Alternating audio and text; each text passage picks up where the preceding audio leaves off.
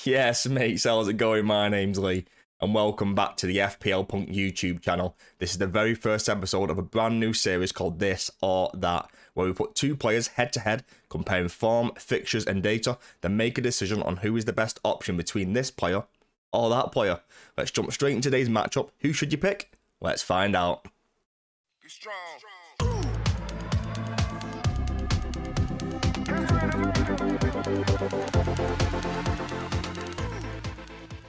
Right, mates, our very first matchup is two 5 million goalkeepers, Bernd Leno from Fulham versus Emi Martinez from Aston Villa. So you can see down the middle, I've got things like form, fixtures, minutes, and I've kind of graded them between a cross, which is no, a tick, which is yes, and the grey dash in the middle is kind of like 50-50, a draw, pretty much. So I think in terms of form, they're both relatively the same. I think over the next five, Emi Martinez and Aston Villa have got the better fixtures, so they get a tick. I think they're both nailed for minutes, so they both kind of get a draw in that one. The predicted clean sheets, Aston Villa predicted to make 1.6 clean sheets as opposed to Fulham's 1.1, and as a result, Emi Martinez are predicted to get 20.2 points over the next 5 games. As a result, Emi Martinez is expected to get 20.2 points over the next 5 games, and I'm going for this one. Ding, ding, ding, ding, ding. Emi Martinez is my favourite 5 million goalkeeper for game week 3 moving onwards. Let's move on to some defenders. The first defender matchup is Gabriel versus Gvardiol. Both 6 million defenders, both relatively well owned. In terms of form, they both kept a clean sheet. They're both very, very good defenders. They both play for very, very good defensive teams. They've both got relatively good fixtures over the next 5. But I think Gabriel is probably a little bit more assured of minutes, and that's the reason why he's got the tick. Gvardiol could get rotated at any moment. You get the likes of Ake and Akanji that do occasionally get minutes for City in that backline, and that's the reason why I've opted for Gabriel in terms of the minutes. In terms of expected goal involvement, I'm looking at last season's data.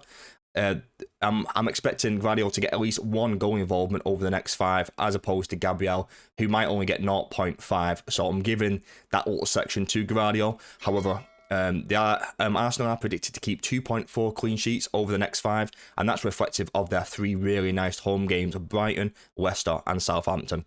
Man City and Gvardiol are only expected to keep 1.9 clean sheets over the next 5, but they do have a couple tough games in there, and for this one, I'm going to give this one to Gabriel. Ding, ding, ding, ding.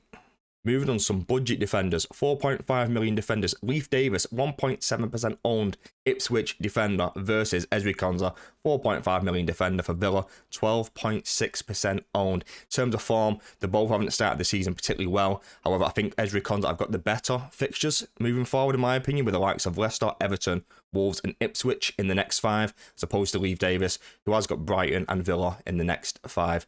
But I do think they're both assured for minutes. People think Ezri Konsa might get dropped. I think his minutes are absolutely nailed for this one. Predicted clean sheets, Aston Villa are predicted to keep 1.6 clean sheets as opposed to Ipswich of 1.2, and that's reflective of the expected points as well, with Ezri Konsa predicted to get 17.5 as opposed to Leif Davis of 15.8. All the stats and everything points to Ezri Konsa. That for me is a little bit boring. As weird as it sounds, I just love Leif Davis. I think his attacking output and his threat is just so dangerous. So this is probably a little bit backwards.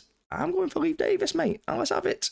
Moving on to the big boys in midfield, 10 million Saka, Arsenal, 32.1% owned versus Cole Palmer, 10.5 million, 35.1%. Saka has started the season better, so I'll give the form to Saka. However, I think the fixtures are slightly better for Palmer, in that they're all considered green fixtures, easy fixtures, like if you want to put it that way. However, I do think Saka has 3 really nice home games in there with Brighton, Leicester and Southampton, where he could wreak absolute havoc in that. In terms of minutes, I think it's a draw. I think they've both absolutely nailed 4 minutes.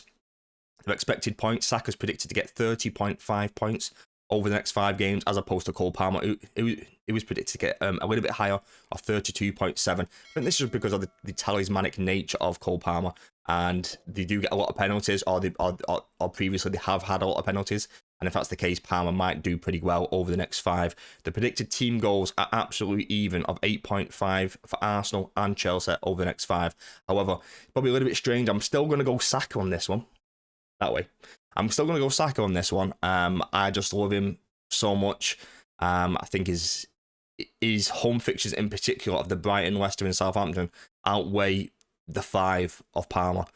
I think he's such a great player. He's on penalties as well. so talismanic for Arsenal, and that's the reason why I'm going to give this round to Bukayo Saka. Moving on down to some more affordable midfielders. Bryan Mbeumo, 7 million midfielder for Brentford, 4.6% owned, versus Eberechi as a 7 million midfielder for Crystal Palace, 32.4% owned. Massive ownership in this. I think the form goes to Bryan Mbeumo so far. He's like he scored he scored in Gameweek 1. He started the season really well. I think the fixtures also favour Bryan Mbeumo with his 3 nice home games of Southampton, West Ham and Wolves all at home. I think the 2 away games also suit Bryan Mbeumo because of the way Brentford like to play on the counter-attack. I think those 2 games do suit his style of play. He is probably still on pencils as well. It would be nice to get some confirmation on Tony to see what happens with him, because if Tony goes, Bryan Mbeumo is 100% on penalties, and I absolutely love that in any kind of player. Eberechi, Eze, both nailed 4 minutes. I think Eze and Crystal Palace have still got decent fixtures, and he's so talismanic that's what I absolutely love about him. Takes basically everything. He's on set pieces, he's on all set pieces, all penalties, everything, and that's what I love about him. So you could go 50-50 for this one. Eze is predicted to get more points. Predicted to get 32.7 points over the next 5, as opposed to Mbeumo, 24.8. Crystal Palace are predicted to score 0.1 goals more over the next 5. Bit of a 50-50 for me on this one. I love Eze. Absolutely. I'm probably going to own both of these at some point over the next couple of weeks. But if I'm going to go for Game Week 3 starting now, I'm going Bryan Mbeumo. I'm going to do it. I'm going to go over Eze. If you want to go for Eze, feel free, leave a comment down below as the reasons why you prefer Eze over Mbeumo. I think Mbeumo is being massively overlooked. Let's move on to the forwards. Moving on to the forwards, and our last matchup is Kai Havertz, 8 million forward for Arsenal, 16% owned, versus Watkins, 9 million forward for Aston Villa, 32.8% owned. It's a little bit of an unfair, this one, because Ollie Watkins is more money, but if you can get to Watkins, I think both of these are great options. I think the form does lie with Kai Havertz. I think he started the season really well. Watkins probably still not 100% fit due to the international tournaments, but I think the fixtures massively favour Watkins over the next 5. I think Havertz has got a couple of tough fixtures in there with Spurs and Man City, but his home games are very nice. So if you do favour the Havertz move, I don't hate it at all. I think both of these are guaranteed minutes. Like whether Havertz is playing as a number 9 or playing in midfield, I don't think it really matters. I think he's going to be involved some way or another. They are predicted to both get 27.6 points over the next 5. However, Aston Villa are predicted to score 9 goals over the next 5, as opposed to Arsenal's 8.5. For me on this one, I'm going with Watkins. I just think he's great. It could be on penalties as well. I think he's being massively overlooked. He's being sold when he doesn't need to be sold. I think his fixtures over the next 5, 6, 7 are just incredible, and I'm waiting for him to explode and just absolutely take off.